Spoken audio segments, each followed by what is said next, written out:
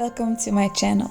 My name is Schindelka, and here I talk about everything related to mindfulness, spirituality, and our way to recovery and a happy life.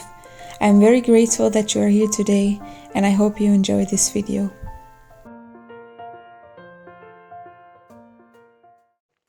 Hi guys, welcome to a new video and welcome on my channel if you are new here.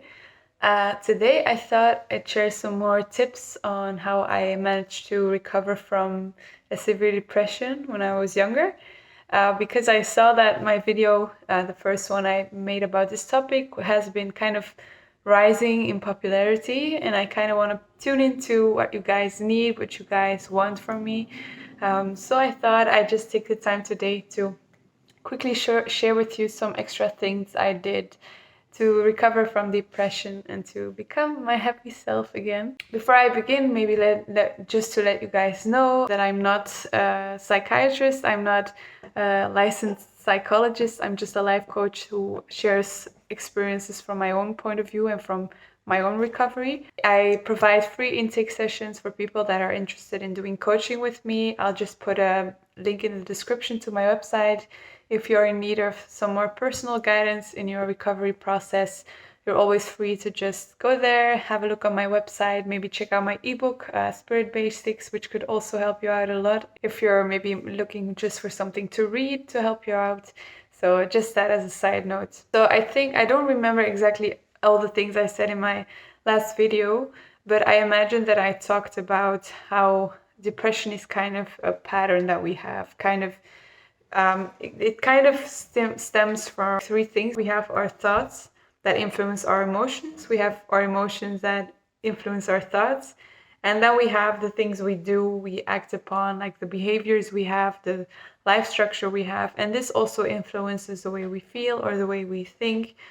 Just to give you an example, if we would drink a lot or have bad habits, this of course influences our feelings, and our feelings then influence the way we think. So we're kind of going in a negative cycle when we're in depression, because we think negatively, we feel bad, we do destructive things because of that, and that then turns back to those thoughts and kind of goes into a negative feedback loop. But I talked about this, I'm pretty sure I did, in my last video on depression. So I thought today, let me just share with you some extra kind of tips, things I did in order to recover from my depression, and not only that, to become the happiest person I've ever been. First of all, to go a little bit deeper into what I just explained about this cycle, I changed my pattern. So this is the first thing I did. To change your pattern is very important because, as I just mentioned, when you're experiencing depression, you're kind of stuck in a habit of bad thoughts, bad feelings, bad habits.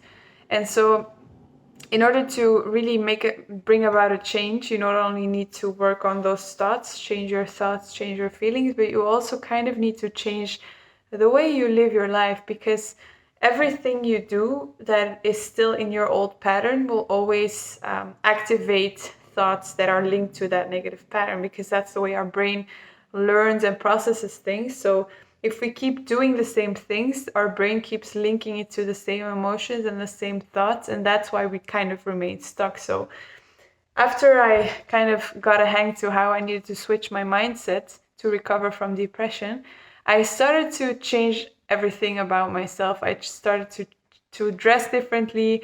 I started wearing bright clothes and colorful things. I started to decorate my room with quotes and drawings, and I started to buy books I would never normally read, like positive books, maybe even books about Buddhism and things like that. I started to create new hobbies. I learned how to shuffle dance. I don't know if you guys know what that is, but I just kind of switched my life around and created new things to do, a new pattern, a new me, almost, so to say.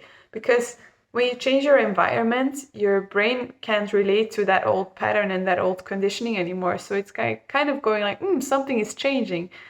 But not only you need to change your environment, of course you need to change the way you think and feel as well, because otherwise, well, something might change, but your brain will just link that whole new environment to the exact same feeling again, because your feeling isn't changing. So it's important that these two go hand in hand. So maybe just to quickly share something about like the thought patterns, like how I managed to switch my thinking. I think best for you to just watch the video I made on like more the mental side of how I recovered. But some things that I did were to become very aware of that your thoughts influence the way you feel. So throughout the day, notice how you talk to yourself, notice what thoughts you have, notice what you're thinking about, and then write those things down and actually question them, because so often we just believe what we are thinking about without even questioning it. And so we allow those thoughts to then influence us, but those thoughts that we're thinking are like 90% of the time not even true. So an important step is to really take that extra step between thought and feeling and say, okay, hold on. What is this thought actually? Should I believe it? Should I maybe just question it and maybe even put it away in a dark box somewhere in a corner because it's not useful? So become critical of the way you think and the beliefs that you create about your life, and then use different techniques or tools to change that. So such as listen to affirmations or go to coaching sessions with someone. Just work on creating that space between you and your feelings and your thoughts. Another thing I did, I don't think I actually talked about this in my previous video, which is maybe even the most important thing I did, is to mindfully create a positive outlook on things. Because when we're depressed, we are so used to focusing on everything that's going bad, either in the world, in our lives, with who we are as a person. We're not used to looking at the beautiful things anymore because we don't believe that there are any. But when we don't believe that there are any, we don't go looking for them, and we keep seeing the same negative outlook again and again. So something I remember doing when I was just first kind of recovering from depression and I realized that I had control over the way I was feeling was to go on a walk somewhere in nature and just observe like the beautiful things around me, like observe how beautiful a flower actually is, and observe how wonderful the sound of birds chirping sounds, and just really take that all in and really focus on it, and not let your focus go anywhere else besides focusing on the beauty of that thing you're experiencing. And because like the whole quote of like beauties in the little things, like beauties comes from these little experiences, is so completely true. The more we focus on all the little things that are around us that we can feel grateful for, that we find beautiful, the more we allow to fill ourselves with beautiful things, with positive things, and the more we start to change our perspective on the world as well. If you go on a walk and all you do is think about the problems you have, of course you're going to feel bad. But if you go on a walk and put your phone away and just observe the sun that is in the sky, observe how beautiful nature is, or if you live in a city, like how incredibly impressive the architecture is, or just start living from a perspective of appreciation for everything that's around us, because the world is the way it is, but it's up to you how you want to look at it. And a great metaphor I learned for that was that you have to look at yourself as that there's two wolves inside of you. Some of you might know this metaphor, but you have a bad wolf. I call him the red dark wolf. And then you have the green, happy, good wolf.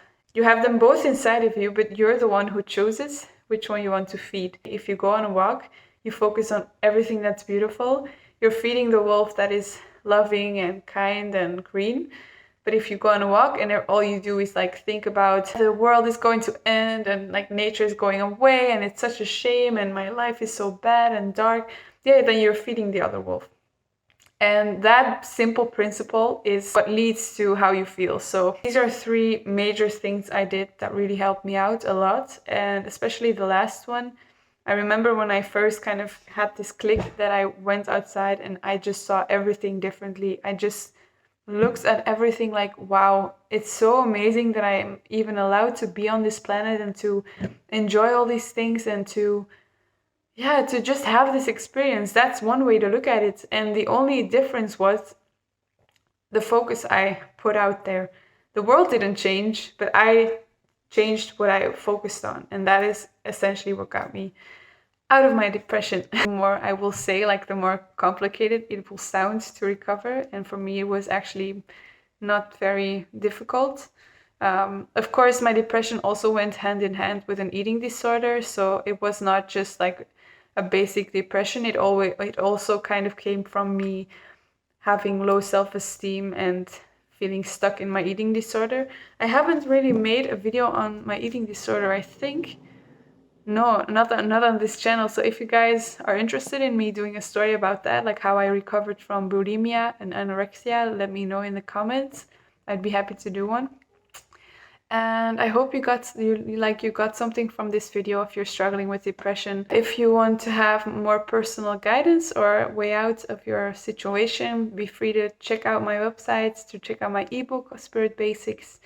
And I'll see you guys in my next video. Bye!